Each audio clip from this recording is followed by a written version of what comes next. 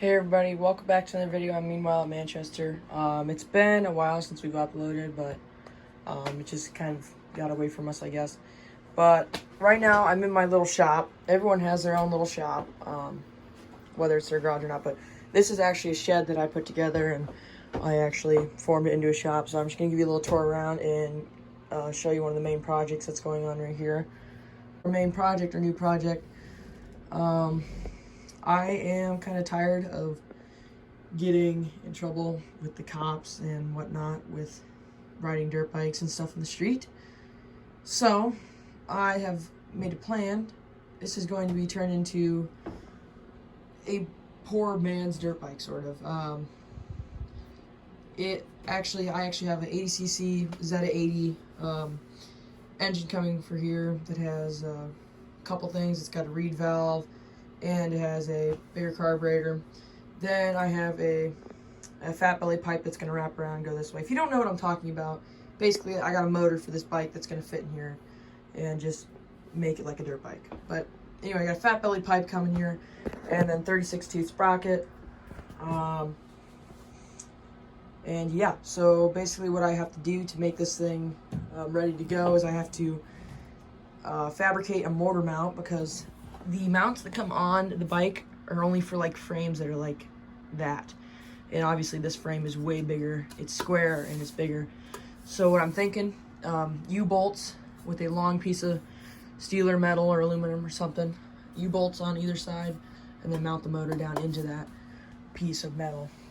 And then the back is also going to be another thing we have to do, because it has this right here, which is actually to a disc brake, which I had removed yesterday.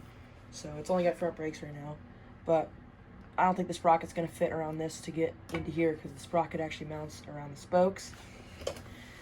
But what I'm thinking is we can just mount the sprocket onto where the disc brake used to be, which should work because it's only 32 tooth. So it should fit. It should miss all of the frame and stuff. But what I've done to it already is I've put wider handlebars on it. Removed the back brake, like I said, so it's only front brake now. I've adjusted the front brake. It has a headlight, which is charging right there, and it also has a tail light, which is right there, and it has WTB seat, and you know, just a couple small minor things need fixed on it. Obviously, this is not a show bike, because it's been dropped and stuff. That's why I chose this bike, because it'll be good on the trails and stuff around here. And it needs a good deep cleaning, and then this bike should be good to go. I forget what else I ordered for this bike. I think I ordered a new chain, like a better chain tensioner, because the chain tensioners these motors come with actually mount right here, like by your spokes. And what happens is sometimes they'll go in there and ruin your spokes and make you crash, and they're just dangerous. So I got one that's actually a spring-loaded one that actually mounts on the side of the engine, which is a lot safer. But yeah, so that's what the main project's been around here, and I just kind of want to give you an update on what is going on. I will actually continue this video when I get my motor in, so I will see you guys in a week or so. Alright, ladies and gentlemen, the motor has arrived, and I just want to go over a few key features of this motor, and later on I will go and show you the bike so far.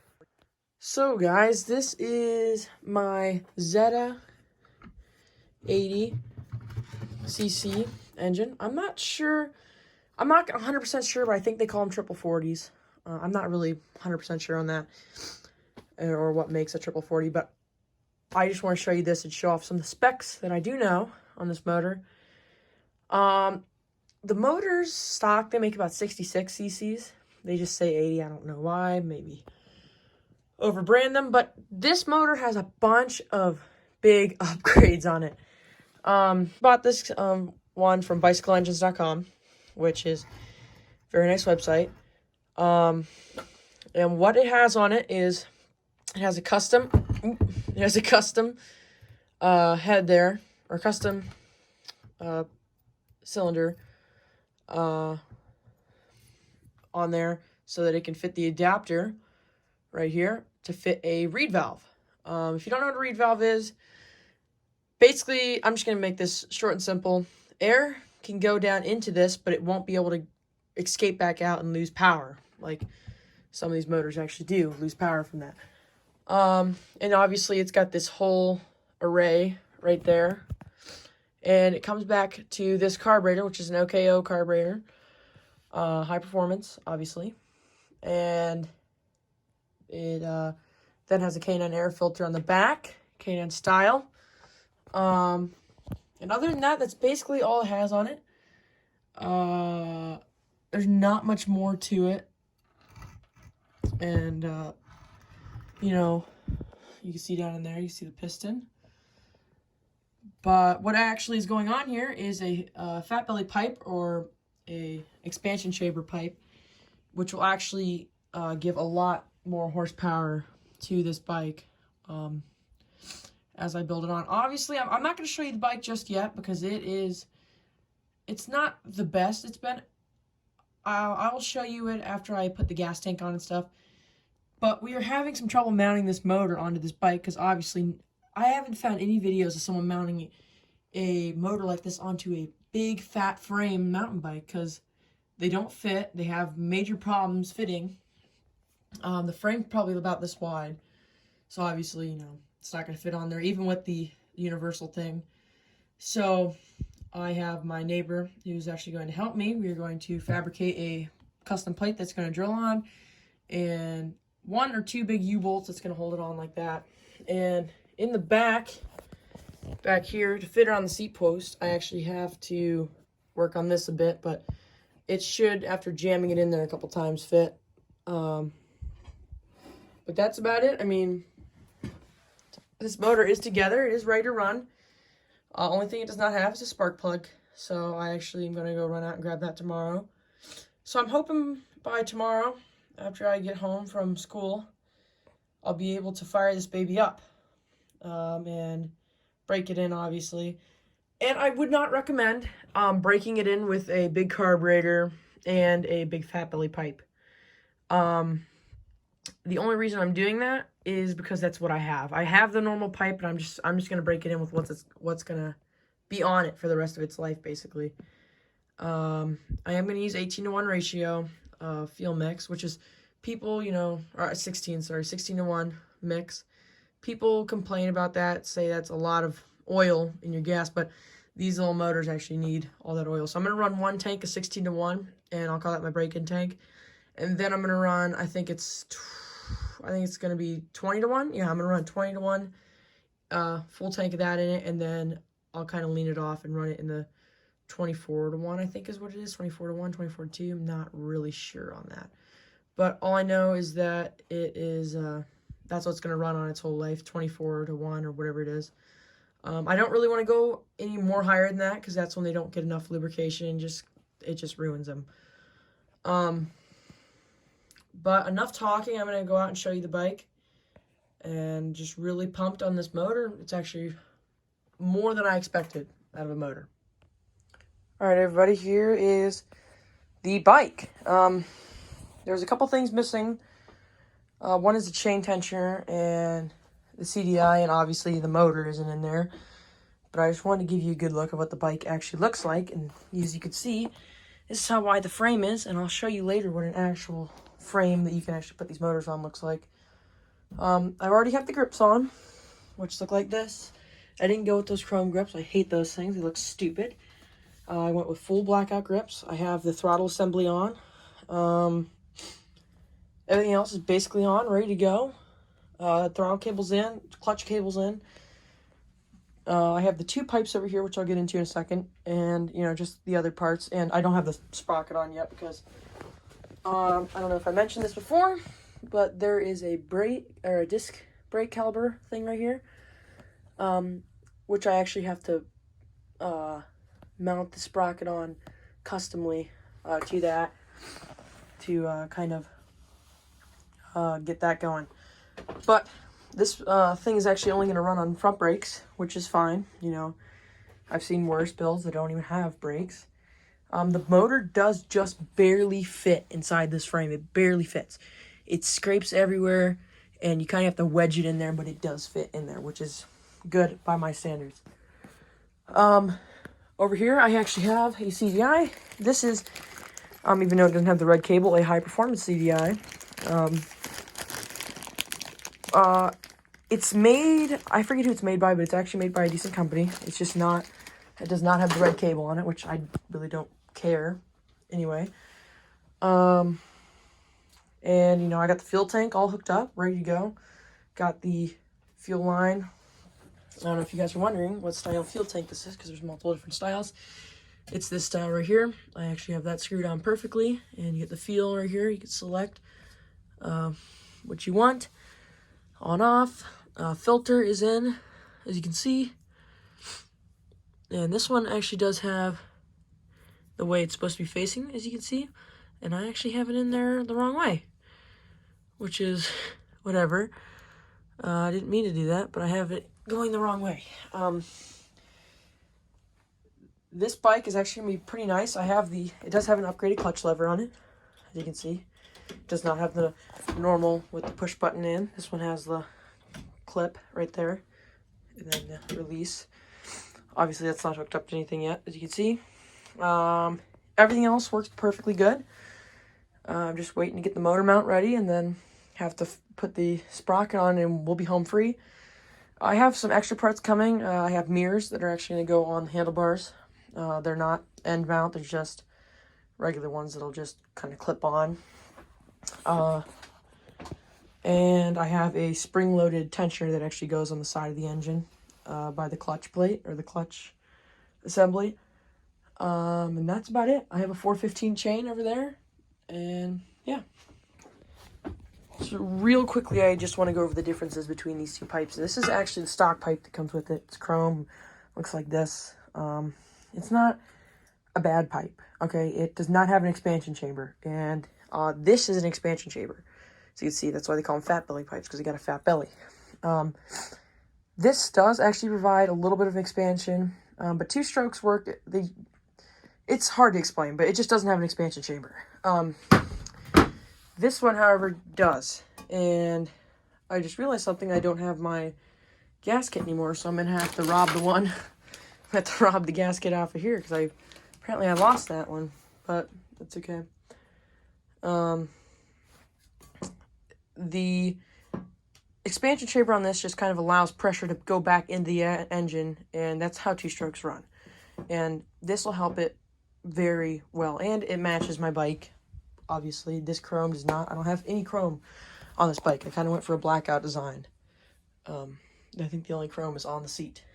But I wanted to make a video about this to show that these bikes can actually be modified into a motorized bike. It is hard, but you can do it. And that is what I'm working on now. So, I'm going to show you one more thing, and I'm going to call it a night. Now, here I want to show you what these bikes, or what these engines are actually meant for. This is a mountain bike, and as you can see how big the frame is in here and how skinny this is, so you can actually mount everything in here real solidly, and it'll actually fit in this one really nicely. But this bike is clapped. I didn't want to put it in here for obvious reasons. You know, the pedals fall off. This is my beater bike. This thing is what they're supposed to be on. You can see how skinny the frame is, and how small the bars are. I just want to show you that and actually give you a reference of how much bigger my bike's going to be. Alright, ladies and gentlemen, I have just finally finished the bike.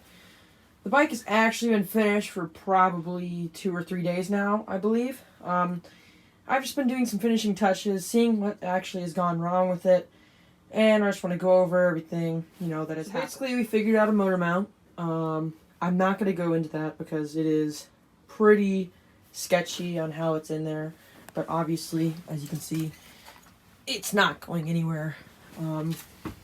But it is mounted on there, and I got in some of my other parts. I got in tools and just things to keep on the bike, tire patches, everything that's in there. That little pouch right there, you know, I got headlights, mirrors, all that. And I also have a little tire pump thrown on there. But last time you saw this bike, I actually didn't even, I don't think I had a motor in here inside this bike last time you saw it. So this is the finished result. As you can see, there is the fat belly pipe on the side. And I've just been working on it for the past couple days. The first day I got it, it idled way too high. So I had to look into that, and I figured out my throttle cable. After about the second day, I figured out my throttle cable is way too short. So I had to do some botching on the throttle cable, and I finally figured out a way to keep it from idling so high. And I'm also sorry I'm shaking. It is freezing outside right now. As you can see, we also got some snow on the ground, which is not really what I wanted, because snow on the ground means salt on the road, and salt on these things equals bad. So that means no riding it until the salt is off the road. And also my cat is coming in here. But I had to tune the carburetor. I had to move the needle clip all the way up, I think it is. So, or all the way down. So that means the needle is up, which made it run a lot better, a lot smoother, a lot snappier throttle. I had to adjust the idle, adjust the throttle cable, all that. I could not find an NGK. B6HS is what they recommend on these bikes. So I actually had to go with an Autolite spark plug. I got a couple of them. And yeah, obviously I got the chain tensioner on the side. This is the chain tensioner I was actually talking about. As you can see, it mounts right on the side, and it just tensions just like that. It's much safer, much easier to use. The sprocket, the way I did it, is it's just mounted right up against that brake disc caliper thing. And I mean, that's basically it. Right now I'm running it on 16-to-1 still, so it's still heavy gas. And the only other problem I had with it was the fuel filter was leaking, so I just went ahead and hot glued all the seams, and obviously that fixed it. No more leakage. And the last problem I've had with the bike, which is stopping me from riding it for a week or so, is the cranks on my bike. The bearings have actually gone bad or something. So I have to take my crank arms off, so I had to order a crank puller, and yada, yada, yada. I have to figure out what's wrong in there, see if I can fix it without parts. If I have to buy parts, then, you know, whatever. But I just want to give you a finished result on this bike, because I think this is one of the first builds that's ever been done with, like, a true modern-style mountain bike. I've never seen anyone do this before. You know, obviously this is just a giant Talon mountain bike that had SR Centaur shocks on it, and had a big fat aluminum frame. So yeah, this is actually an aluminum alloy frame that's on here, so it's really light. The bike itself is really light. The only weight you get is from the motor. And I'm really pumped to get out and ride it again. I'm not going to go too much into detail on this bike. I actually have a personal channel that you guys can go check out. If I don't leave it in the description, then yeah, I mean, if I forget to, I'm sorry, but I will leave it down in the description for you guys. But I just want to give you one last good look at the bike here, and show you how it turned out. The next clip after this will be the sound of it running. So anyway, guys, thank you for watching, and I will catch you guys in the next video. Thank you.